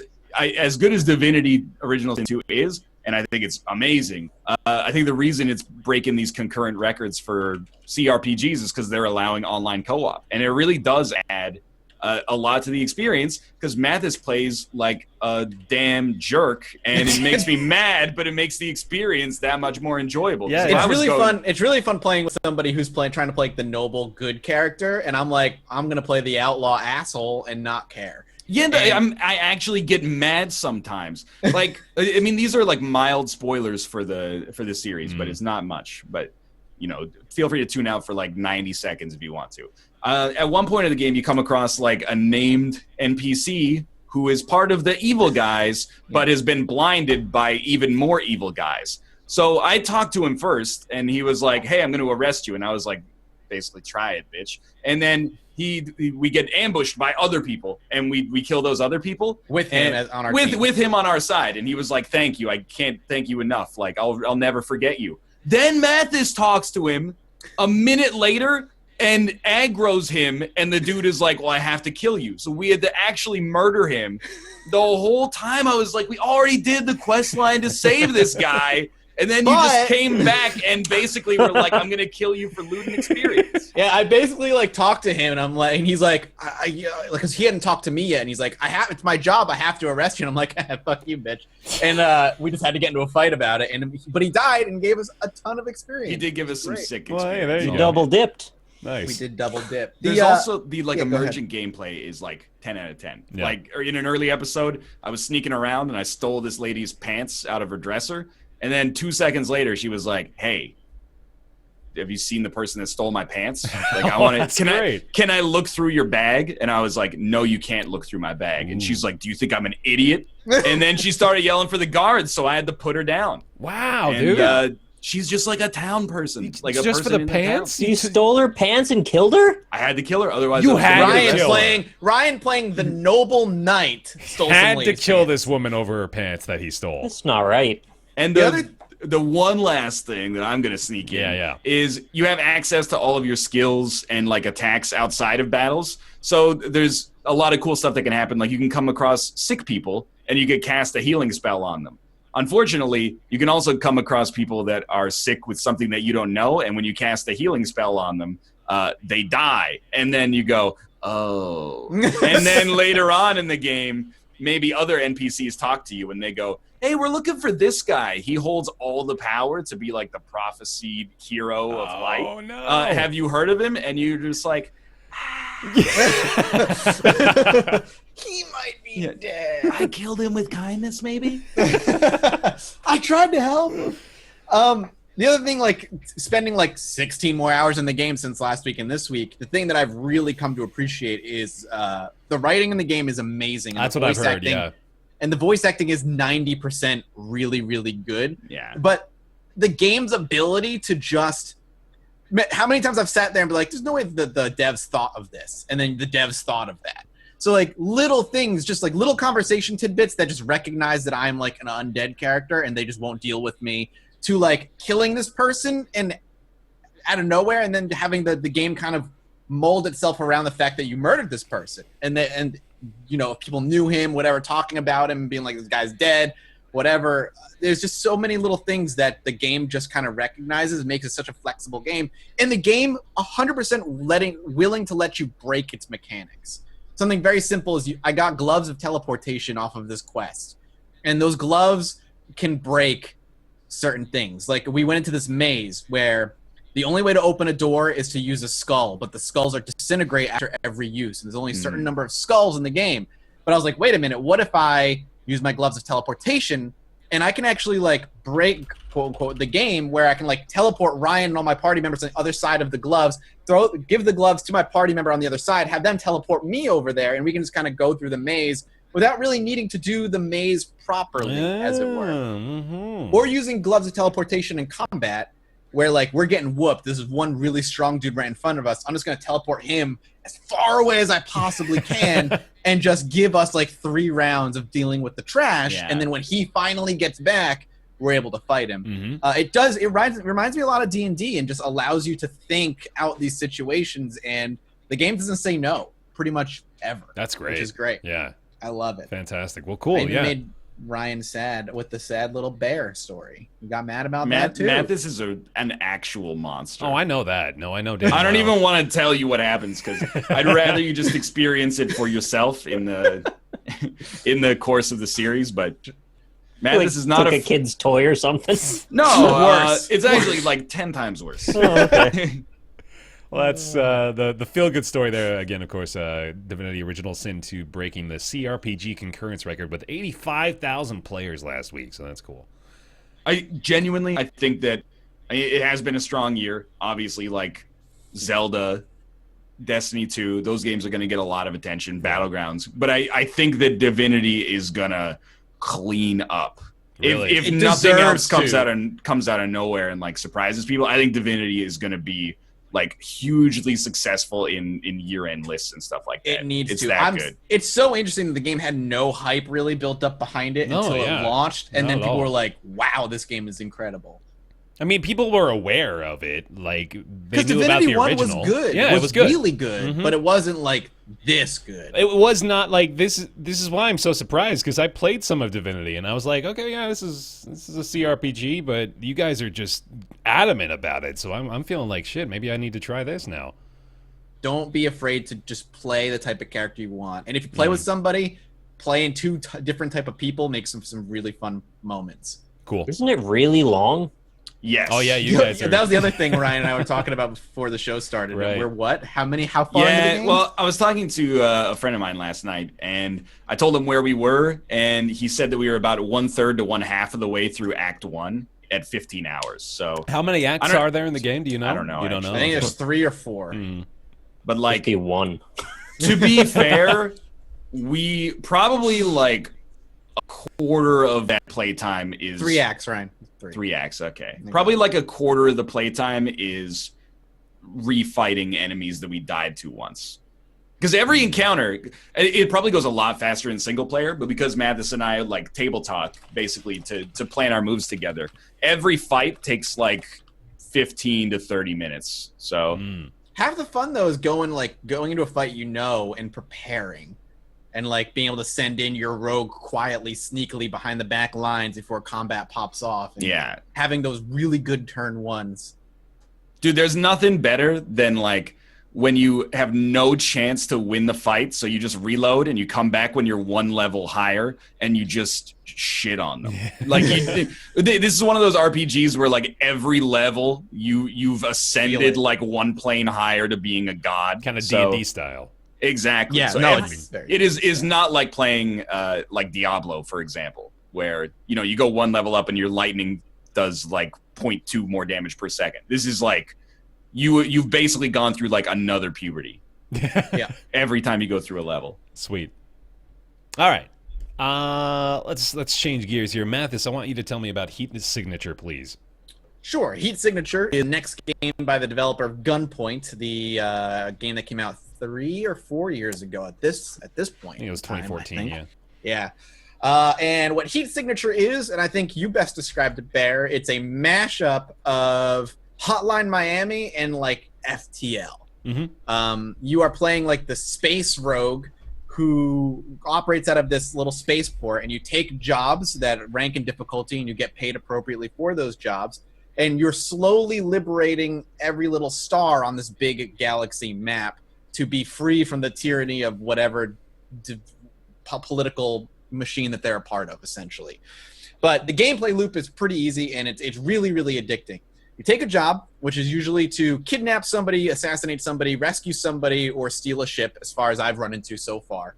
You get into your little stealth pod, and it shows you on the map where you're supposed to go. You drive your little ship over there, and you need to like maneuver and match the speed of the ship so you can dock your little stealth ship on that one. And then it goes into like this zoom in mode where it's more Hotline Miami, where you're controlling one character with a variation of weapons, and you're going through this level that's on a ship where you're going from room to room, murdering people in a stealthy and kind of puzzly way to get to your objective.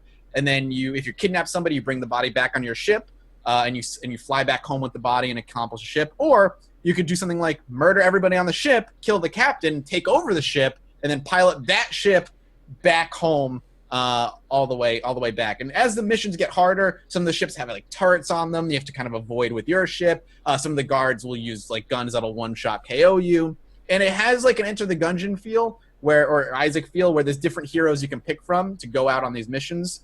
And they each come with their own special weapons and secondary weapons as well. It plays really well. It's a really simple concept. It kind of makes you feel like this cool little space pirate. And I think it's really fun. And I think there's going to be, I hope it does really well, because Gunpoint was also a great game by that guy. Yeah. Or multiple people possibly. I'm not entirely sure. And this is another really good entry into that developer's repertoire. Yeah. So I want to know, like, I believe that it is good. Yeah. Yes. And I really should play it. But I've heard people talking, or rather I've read other people's comments, and people are throwing around like capital S Spelunky, like that this is one of the best designed roguelites that's ever existed. Whoa. I've only put in an hour so far, and I can say that I definitely am going to go back and play some more. Mm-hmm. It is. I have a hard time saying it's one of the best, but I haven't put that much time into it. Capital S. I Like think it's in the Bible or something. Yeah. No, I think with more time, I might honestly understand that opinion. At the moment, I'm nothing but pleased with it. Like, it's very addictive to play. I found myself just wanting to go one more mission. There's a fast forward button as well. I don't know if you even knew this, Matt. I did not know that. Yeah, so you can quickly accelerate everything from just flying to moving within the ships. You can move a lot faster just by holding that button down. So it's very fluid and easy to just play tons of in any given sitting. It's like capital S Summoner's War. Oh yeah, there you go. It has a fast forward button as well. Sponsored. So Hashtag ad. the whole podcast is an ad. Yeah, it's like the loop is great, and there's a good deal of variety in what you can do as well, which I think is like one of the best parts of it. Even like in the early stages, you can get any number of gadgets that you either find in ships or you can just buy from the stores at any one of your main hub areas. You can get things like a swapper, which is straight from the game, the swapper, where you're swapping places with a different person. So you can do things like it shows in the trailer. If somebody shoots at you, you can swap places with them and just have them shoot themselves with their own bullet, which is pretty great. You can do things like shoot out a window and then swap places with somebody and have them be sucked off into space in your stead. You can do things like reprogram turrets to shoot people. You can suck key cards through walls to be able to play stealthy with a certain item. Like, there's all kinds of different shit you can do. They've given a lot of thought. Well, it's mostly Tom Francis that does the majority of this, but he has gone to great lengths to provide you a good myriad of possibilities to solve missions with. It's really cool. Like, I like the aspect too, like, if you blow out like a wall with an explosion and enemies get sucked out, you can get sucked out too. Yeah. And if you get sucked out, like, there's a little bar that's like you're suffocating in space, and you have to like remote control your ship, and you have to guide your ship to you and like scoop you up before you end up dying in space, and then you got to fly back to that ship and continue the mission, which is awesome. Have you gotten hit by an enemy ship yet in your pod? Hit by I got so shot like if by you it. you got shot. Okay, so you had to do like the little thing where you had to figure out which keys to hit as you're doing. Oh those yeah. So if your ship malfunctions, it's like hold down and press A, S, and D, but don't click the left mouse button. But they're all presented in the same green text, so it's like you gotta read and think before you do it. It gives you a good amount of time, but it's like it's still like a little bit of bars going down and stuff, but you've got time. It's really fun. It's really, really enjoyable. And did you play any of like the weird missions, like the challenge missions? I tried I say tried. I loaded it up and then it was immediately like, no, I'm not doing that because like there's these what were they called? Do you remember? It's like I honestly can't remember. I've done one. There's a specific kind of mission for each area, each like station. hub, station where it's like the specific mission for that station, and if you beat it, you unlock I think like a weapon or a character depending on where it is. But yeah, they're like extremely hard challenges that require a specific set of variables for you to complete it. So yeah, they've got all kinds of stuff going on. The one I played and I beat it after like 6 tries is basically it's like you're picking up in the middle of a mission where you were trying to assassinate somebody, but you've been launched out the side of out the ship and you're in space. Yeah. I tried that one. And you have no ship to pick you up, so you have to get back to the ship by shooting your guns to generate momentum, and you have to like aim yourself and like land in the ship. It is freaking hard. And you're all while your oxygen tank is going down. Yeah, that was really hard. So it's like I did it. It's like all the best parts of Gunpoint, FTL, and Hotline Miami mixed with this really cool interstellar space station liberation motif they've got going on. Like, it's all really well put together, and it's super fun to play. Like, it's a great game. It's a really great game so far. Anything else? I'm good. Play it. Yeah. Check it out. Check it It's out. good. It's solid. Heat Signature. It's on sale, 10% off through its launch week. Normal price of $15, and you can get the Signature Supporters Edition for $30 as well. And you can also get a bundle of all the Tom Francis games for $30 right now too, which includes Gunpoint, which is a great game if you haven't played it yet. Yeah, there we go. Heat Signature. It is available now. And we have got to do this before I forget again because it is overdue. We've got to talk about our August game of the month, yo. Because that was, we missed it. And we got to do it now. So let's do it. Yeah. August game of the month. The game of the month is a segment we've been doing all year here on Roundtable where we talk about our favorite games of the month. Let's do it. What came out Yep. in August? I will start. Go for it. For me, it was definitely West of Loathing. A really condensed but extraordinarily well-written, clever, and funny RPG. I had a really good time playing it, except for the third act, which I had an okay time playing. But apart from it kind of stumbling towards the end, I thought it was like a really, really great game, pretty much exclusively on the strength of its writing and some of its puzzle design. Sweet. I will say War of the Chosen. Okay. That's what I'm gonna go with. Yeah. War of the Chosen is mine. The XCOM Makes- 2 DLC. The XCOM 2, like, That's big ass true. expansion pack. Mhm. Rehooked on XCOM completely.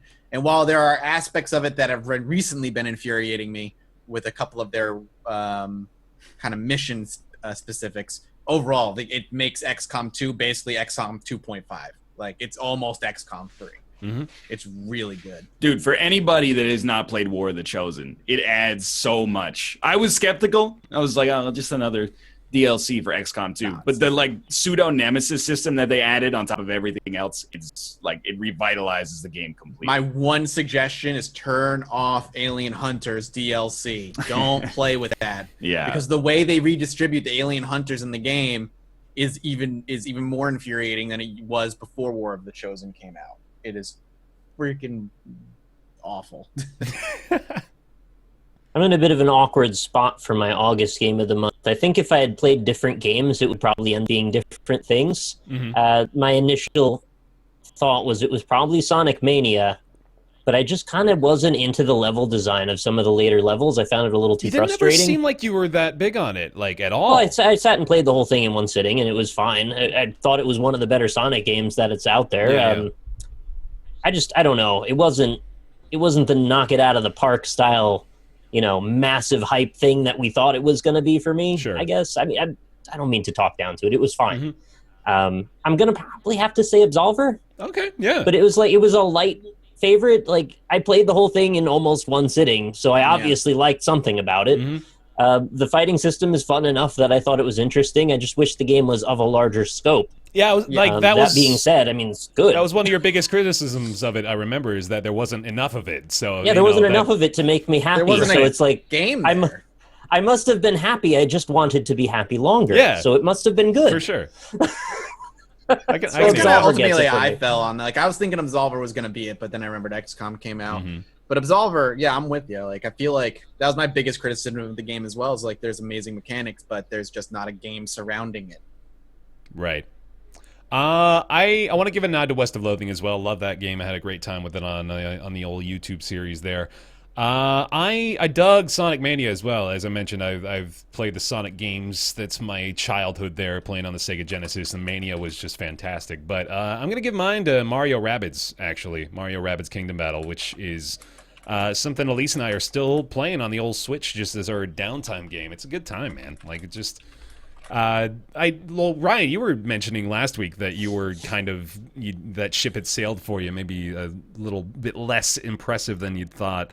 I'm still digging it, man. Like, I can definitely see now that I'm much later in, I can see where your grievances came from for sure. And it gets much harder. Like, holy shit, it takes a difficulty ramp. It's crazy. But overall, I'm enjoying it way more than I ever thought I would. I could not have predicted that my August game of the month would be Mario Rabbids Kingdom Battle 6 months ago, but hey, Me either. here we are.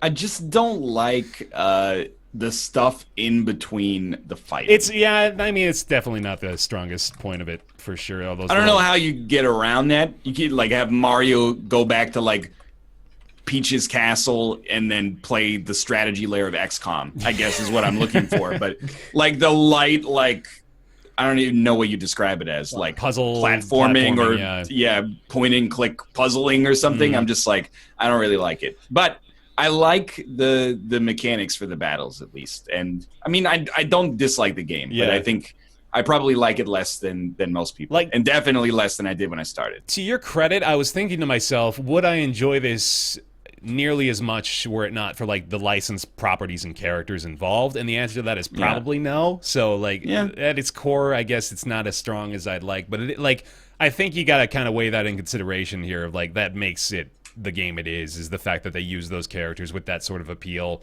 That charm is kind of what brings it all together. So yeah, I think it has like a good tone. Yeah, absolutely. The tone and atmosphere is a big strength. If you just could have not had to have a rabbit in your party, then I probably would have played the it. fact that it's required is pretty funny to me. Like, you can't It's just use like, Mario, we've Luigi, got and this Peach. branding set up, so you've got to have one in there to reinforce our branding. Is just so freaking stupid to me. It's silly. There's not even any explanation provided for it. It's just like, nope, you can't do that. Sorry, you got to have a rabbit. The others just turn gray, right? Like, you can pick two, and then if you don't pick a rabbit, it's just you can't have the other Straight ones. up can't do it, yeah. Yeah, that's funny. Well, really weird. That means you should if you like the game, you should just play XCOM. I mean, yeah, probably, I guess. That's been... Dude. You know what you're going to miss if you move to XCOM, What's though? that? Is not having 150 and 0% chances, which makes it a lot easier to prioritize what you're going to do.